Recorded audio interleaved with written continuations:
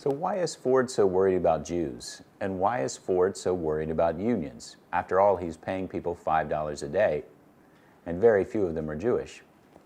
Well, part of the explanation might lie in the long history of anti-Semitism, which is obviously a powerful force in the world and throughout Western history. But the reason I think why Ford is anti-Semitic at that particular point in time and why that seems so important to him lies in larger changes in U.S. society. These are changes that have been underway by 1920, 50 years or more. And to understand them, we just have to look at Ellis Island. Ellis Island, in the middle of New York Harbor, is the entry point for millions of immigrants to the United States over the years of the late 19th, early 20th century. In fact, between 1900 and 1910, there are approximately 1 million people arriving every single year to the U.S. Most of them are coming from Eastern and Southern Europe. These folks are not the same immigrants who were coming earlier in the 19th century. Most of those immigrants were from Western and Northern Europe. Many of them already spoke English. These new groups of people are not Protestant. Sometimes they're not even Christian. So they seem to people like Ford, people who see themselves as being quintessentially American, and for them that also means white and Protestant and English speaking, these new immigrants seem like a totally different force in society. And people like Henry Ford feel alienated by their presence. And the presence is large.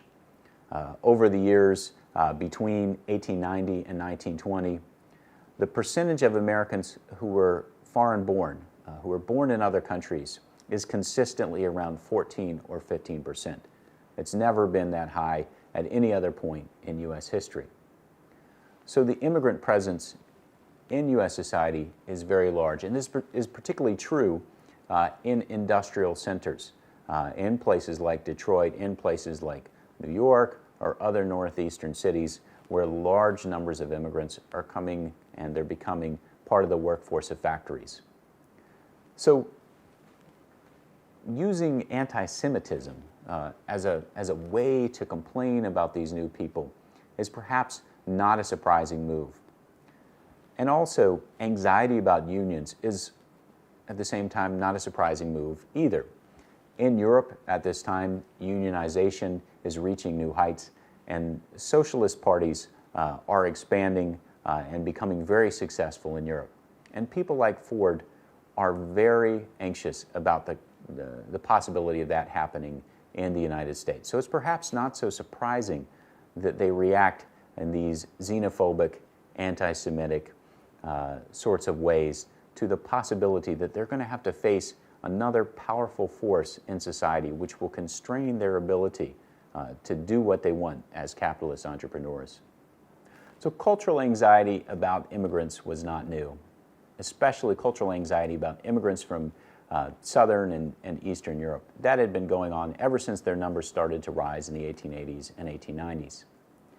And there were some groups that had been, ever since the 1880s and 90s, definitely for restricting the immigration of people from those groups.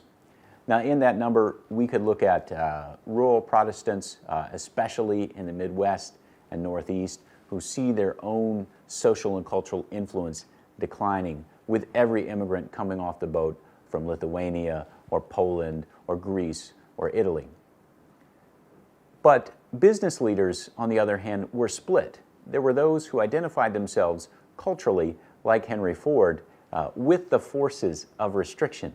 But there were others who recognized that the continual influx of immigrants was the only thing keeping American labor costs relatively low. Remember, people were moving from Europe to North America because relative to Europe, North America was a higher wage part of the world.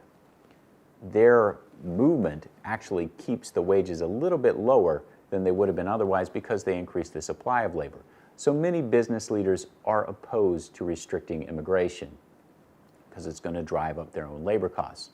However, in the early 1920s, political forces change in a variety of ways. And in 1921 and in 1924, those who are in favor of immigration restriction are able to pass a set of draconian new laws, especially the 1924 one, which restrict immigration and to a large extent choke it off almost completely from these new sites of immigration.